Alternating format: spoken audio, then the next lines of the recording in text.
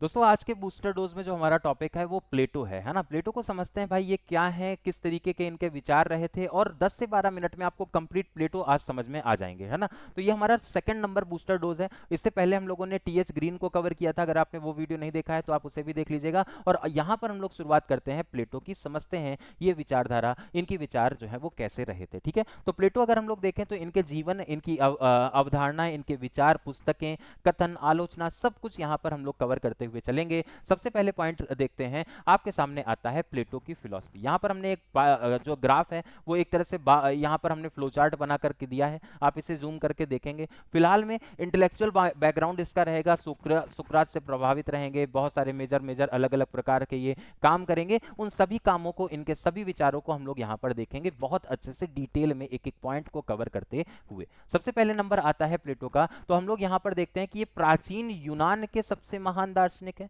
कहाँ से संबंधित हैं? यूनान से संबंधित हैं, और वहाँ के ये सबसे महान दार्शनिकों में से एक माने जाते हैं। स्वीकृत के ये शिष्य रहेंगे, और यानी पश्चिमी दर्शन के गोल्डन ट्रायो के मुख्य स्थान में ये रखते हैं, है ना। अरस्तु के ये गुरु हैं, है ना। किसके गुरु हैं? ये अरस्तु के गुरु हैं, बिल्कुल याद रखेंगे किसके गुरु हैं, ये अरस्तु के गुरु हैं और सुकरात के शिष्य हैं। तो यहाँ पर आपको इस तरीके से इनका सीक्वेंस पता होना चाहिए। सुकरात सबसे ऊपर हो जाते हैं, उसके बाद आ जाते हैं प्लेटो। प्लेटो के बाद में अगला जो नंबर आता है वो आता है अरस्तु का। ठीक है, अरस्तु का याद रखेंगे, बिल्कुल कहीं पर भी किसी भी प्रकार का कोई कंफ्यूजन नहीं होना चाहिए। पश्चिम दर्शन के ये गोल्डन ट्रायो, जो गोल्डन ट्रायो है ना, उसमें ये एक मुख्य कड़ी के रूप में जाने जाते हैं। उनको एथेंस में एकेडमी की स्थापना, जो दुनिया का पहला विश्वविद्यालय है, वो ग्रीस एथेंस में इन्होंने स्थापित किया था। प्लेटो को वो श्रेय भी दिया जाता है। राजनीतिक, नैतिक और शिक्षा, ज्ञान और आदर्श राज्य, हर क्षेत्र में उनके विचार आज भी मार्गदर्शन का काम करते हैं। ये एक आदर्शवादी विचारक रहेंगे। इनके जो विचार हैं अभी हम आपके सामने एक एक करके लाते रहेंगे। ठीक है, प्लेटो की अगर मुख्य कृतियों की बात करें तो लगभग सभी किताबें इन्होंने डायलॉग शैली में, बातचीत की भाषा में लिखी हैं। मुख्य कृतियों में आ जाती है सबसे पहले रिपब्लिक, बहुत ज्यादा इंपॉर्टेंट है, और किस पर बेस्ड है वो भी आपको ध्यान रखना होता है, न्याय और आदर्श राज्य पर ये पूरी तरह से बेस्ड होती है रिपब्लिक, आपकी पहली किताब। ठीक है, द लॉज आती है दूसरी किताब, और इसके बाद स्टेट्समैन आ जाती है। स्टेट्समैन के बाद में कुछ और भी हैं, जैसे कि एपोलॉजी हो गई, क्रीटो हो गई, फीडो हो गई, सिंपोजियम हो गई। ये सारी की सारी किताबें प्लेटो की बार बार एग्जामिनेशन में आई हैं। सबसे ज्यादा महत्वपूर्ण रिपब्लिक है, जिसमें राजनीतिक दर्शन का शास्त्र यहाँ पर दिया गया। ठीक है, राजनीतिक दर्शन का यहाँ पर शास्त्र दिया गया। उसके बाद अगला जो पॉइंट आया, प्लेटो का जो मुख्य आधार, एक तरह से कोर आइडिया है, वो क्या है? तो बेसिकली यहाँ पर आपको ये याद रखना है, आदर्शवाद बहुत बार पूछा गया है। किस अवधारणा पर केंद्रित है? आदर्शवाद। आखिर ये है क्या? तो सबसे प्रसिद्ध ये सिद्धांत है प्लेटो का। इसमें कहते हैं कि वास्तविक जो दुनिया है ना, वास्तविक दुनिया है पूरी तरह से अधूरी है, असली दुनिया विचारों की दुनिया है। वास्तविक दुनिया में विचार नहीं है, इस वजह से वो पूरी तरह से अधूरी है। जो असली दुनिया है वो कैसी है? वो एक विचारों की दुनिया है, ये आपको याद रखना है। तो विचारों की दुनिया का कॉन्सेप्ट किसके द्वारा आया? प्लेटो के द्वारा। क्वेश्चन आपके लिए साथ साथ में तैयार होते जाएंगे। ठीक है, जो हम देखते हैं वो सिर्फ एक छाया है, जिसे गुफा की कहानी, है ना, एलिगर्की ऑफ द केव, ये एक कॉन्सेप्ट आपको यहाँ पर याद रखना होता है, जो कि इन्हीं के द्वारा दिया गया था। ये बहुत इंपॉर्टेंट पॉइंट है जो कि आपके एग्जामिनेशन में पूछे जाएंगे। पहला क्या? पहले तो दुनिया अधूरी है विचारों के बिना। उसके अलावा हम देखते हैं वह सिर्फ एक छाया है ना। गुफा की कहानी यहाँ पर आपको याद रखनी होती है, स्टोरी ऑफ द केव आपको याद रखनी है। इसमें बेसिकली इससे राजनीतिक दर्शन का विचार निकलता है कि सच्चा शासक वही है जो सत्य और ज्ञान को देख सके। सच्चा शासक वही हो जाएगा जो सत्य और ज्ञान को देख सके, ये आपको याद रखना है। न्याय का यहाँ पर सिद्धांत ये जो देते हैं उसके आधार पर रिपब्लिक में उन्होंने न्याय को समाज की सबसे बड़ी सद्गुण के रूप में परिभाषित किया। इन्होंने कहा न्याय तब होगा, तब है जब हर व्यक्ति वही काम करे जिसके लिए वह स्वाभाविक रूप से बना है, जैसा वो बना है उसके हिसाब से, है ना, उसके हिसाब से वो काम करे, किसी भी प्रकार से कोई दिक्कत ना हो। समाज में सामंजस्य होगा, वर्गों के बीच संतुलन होगा और कर्तव्यों का पालन होगा। ठीक है, और किसका पालन होगा? कर्तव्यों का पालन होगा। बिल्कुल आपको ध्यान इसमें ये रखना होगा। ठीक है, सामंजस्य होगा, वर्गों के बीच में संतुलन होगा और कर्तव्यों का पालन होगा। उसके बाद देखिए आदर्श राज्य की बातें। प्लेटो राज्य के जीवधारी की तरह देखते हैं। राज्य को कैसा? जीवधारी की तरह देखते हैं। 3 वर्गों में इन्होंने राज्य को बांटा। सबसे पहले दार्शनिक राजा आता है, बहुत इंपॉर्टेंट है। शासन कौन करेगा? फिलोसफर किंग करेगा, दार्शनिक राजा करेगा, ये आपको याद रखना है। इसके बाद अगला जो पॉइंट आएगा, साहसी योद्धा, रक्षा करेंगे कौन? साहसी योद्धा इसकी रक्षा करेंगे, पहला पॉइंट आपको ये भी याद रखना है। उत्पादक वर्ग जो है उत्पादन करेगा, है ना, तीसरा जो हमारा वर्ग आ जाता है, दार्शनिक राजा हो गया, फिर योद्धा हो गया, फिर उत्पादक वर्ग हो गया। दार्शनिक राजा शासन करेगा, साहसी योद्धा रक्षा करेगा और उत्पादक वर्ग जो है वो उत्पादन करेगा।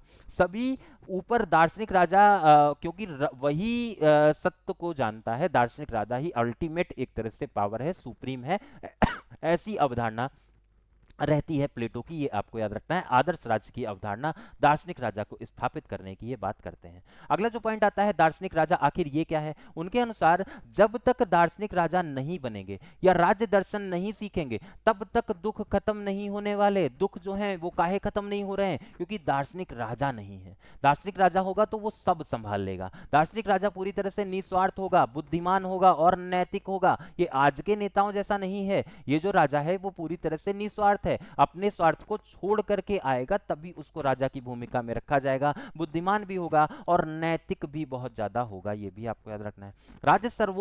राज्य को सर्वोत्तम और न्याय और व्यवस्था प्रदान करने का काम ये करेगा, ये भी आपके लिए इंपॉर्टेंट एक पॉइंट है। अच्छा, शिक्षा का सिद्धांत इन्होंने क्या दिया? तो प्लेटो ने शिक्षा को राज्य की आत्मा माना था, शिक्षा को इंपॉर्टेंस दी थी इन्होंने। इनके अनुसार शिक्षा का उद्देश्य चरित्र निर्माण, बहुत बार पूछा गया है, किसने कहा कि शिक्षा का उद्देश्य चरित्र का निर्माण है? प्लेटो, इसमें हमारा आंसर। शिक्षा अनिवार्य और राज्य के द्वारा नियंत्रित होनी चाहिए, ऐसा भी किसने कहा? ऐसा भी प्लेटो के द्वारा कहा गया। प्रतिभा के आधार पर वर्ग निश्चित हो, ऐसा भी प्लेटो ने कहा। और 50 वर्ष की आयु तक दार्शनिक राजा, यहाँ पर क्या, 50 वर्ष की आयु तक दार्शनिक राजा की ट्रेनिंग होती रहे, ये आपको याद रखना है। इस पर अलग अलग प्रकार के वर्ग भी इन्होंने बताए थे।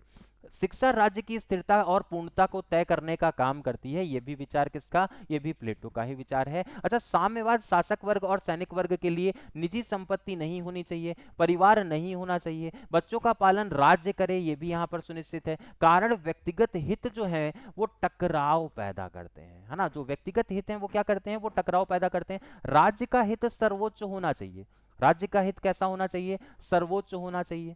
इसके बाद प्लेटो के जो नैतिक विचार हैं, मॉरल फिलॉसफी, उन पर अगर बात करें तो नैतिकता, यहाँ पर इन्होंने ज्ञान, नैतिकता से ज्ञान बढ़ता है, ऐसी अवधारणा इन्होंने पेश की। सद्गुण जो वर्चू है उसको बुद्धि प्लस साहस प्लस संयम से जोड़ने का काम इन्होंने किया। सबसे बड़ा लक्ष्य जो है वो सर्वोत्तम अच्छाई है, सुप्रीम गुड है, उसको प्राप्त करना है। ठीक है, बुराई जो है वो बराबर किसके है? अज्ञानता के बराबर है, ये आपको याद रखना है। बुराई किसके बराबर है? अज्ञानता के। प्लेटो की राजनीतिक दृष्टि, प्लेटो की जो राजनीतिक दृष्टि है ना, philosophy of the political philosophy की अगर बात करें तो दर्शन आदर्शवादी और नैतिकवादी। कैसे दर्शन है? आदर्शवादी भी है और नैतिकता के आधार पर है। दार्शनिक राजा काम कर रहा है तो कैसे काम करेगा? नैतिक रूप से वो काम करेगा, है ना। ये मतलब ऐसा है कि पूरी तरह से आदर्शवादी है, ये आगे की चीजें देख रहा है, नैतिकता पर आधारित है। राजनीतिक दर्शन इनका पूरी तरह से आदर्शवादी दर्शन और नैतिकवादी दर्शन है, नैतिकतावादी दर्शन है। बहुत बार ये भी पूछा जाता है। राजनीति को नैतिकता का विस्तार ये मानते थे। राज्य का उद्देश्य नागरिकों को उत्कृष्ट और सद्गुण बनाना है ना। कैसा बनाना है राज्य को? राज्य को ये उत्कृष्ट और सद्गुण बनाने की बात करते हैं। राज्य का उद्देश्य नागरिकों को उत्कृष्ट भी बनाने का है और सद्गुणी भी बनाने का है, ये भी आपको याद रखना है। इसके अलावा जो प्लेटो है, प्लेटो के विचारों की आलोचना क्यों होती है? तो कि बहुत ज्यादा, है ना, अत्यधिक आदर्शवादी और अव्यवहारिक हो जाता है। ये चीजें जो हैं वो अनबिहेवियरलिज्म हो जाता है। वो व्यवहार में अगर आप उसे उतारेंगे तो वो व्यवहारिक वो मतलब एक तरह से वो असली नहीं लगेगा, है ना। राज्य बहुत ज्यादा आदर्शवादी हो जाएगा। दार्शनिक राजा की जो अवधारणा है वो गैर लोकतांत्रिक है ना, गैर लोकतांत्रिक है।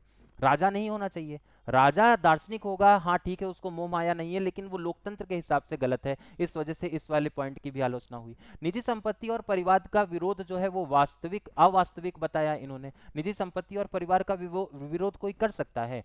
इंसान अपने पिता के हत्यारों को भूल सकता है, लेकिन क्या वो अपने संपत्ति के हरणकर्ता को कभी भूलेगा? अगर किसी ने आपसे 100 रुपए भी चुरा लिए या फिर जबरन हड़प लिए, आप उसको जीवन भर नहीं भूलते, है ना। तो निजी संपत्ति और परिवार का विरोध जो है वो पूरी तरह से अवास्तविक इन्होंने बताया था। वर्ग विभाजन जन्मजात नहीं हो सकता। आधुनिक युग में तानाशाही का खतरा पैदा होगा। अगर यही जो हमारा दार्शनिक राजा है, यही अगर आगे चल करके निरंकुश हो गया तो हम लोग क्या कर पाएंगे, है ना। उसके बाद भी प्लेटो का को जो राजनीतिक दर्शन का जनक माना जाता है, प्लेटो का जो आदर्शवाद है आज भी उसके बारे में हम लोग बहुत सारी चीजें पढ़ते हैं। प्लेटो के जो विचार हैं वो आज भी हमारे राजनीतिक अवधारणाओं में देखने को मिलते हैं, ठीक है। बहुत महान विचारक के रूप में हम लोग इनको जानते हैं। अंतिम फाइनल अगर समरी की बात करें, है ना, प्लेटो जो है वो पश्चिम दर्शन की नींव रखने का काम करते हैं। पश्चिम दर्शन की शुरुआत प्लेटो से ही हुई। उनके आदर्श राज्य और न्याय, दार्शनिक राजा, शिक्षा और सद्गुण पर विचार आज भी दुनिया में बहुत ज्यादा जाने जाते हैं। रिपब्लिक एक ऐसा मॉडल प्रस्तुत करती है जहां शासन बुद्धि के आधार पर, नैतिकता के आधार पर और सामंजस्य के आधार पर टिका हुआ है। प्लेटो ये कहते हैं कि राजनीति का लक्ष्य सिर्फ शासन करना नहीं है, बल्कि मनुष्य की आत्मा को ही उत्कृष्ट बना दो। मनुष्य को आप उसमें सद्गुण का विकास करो, उसको ही उत्कृष्ट बनाओ। दार्शनिक राजा की अवधारणा, आदर्शवाद की अवधारणा, प्लेटो के ये सारे विचार उम्मीद है आप लोगों को अच्छे लगे होंगे। आप अपने फीडबैक जो है वो कमेंट सेक्शन में देते रहिएगा। प्लेटो के बारे में इतने सारे हम लोगों ने पॉइंट्स यहाँ पर एक जगह पर देखे, और ये जो हमारा बूस्टर डोज है वो लगातार चलता रहेगा। अगला जो विचारक आपको पढ़ना है उसको आप कमेंट सेक्शन में जरूर बताइएगा। आज के इस वीडियो में वर्तमान के लिए इतना ही, लेकिन ये प्रक्रिया चलती रहेगी, निरंतर चलती रहेगी, जब तक आप लोगों के सारे विचारक जो है वो खत्म नहीं हो जाते। डेली 2 वीडियो आपको मिलेंगे और 2 वीडियो के माध्यम से बहुत इंपॉर्टेंट एक विषय वस्तु आपकी यहाँ पर क्लियर होगी। आज के इस वीडियो में इतना ही। नमस्कार।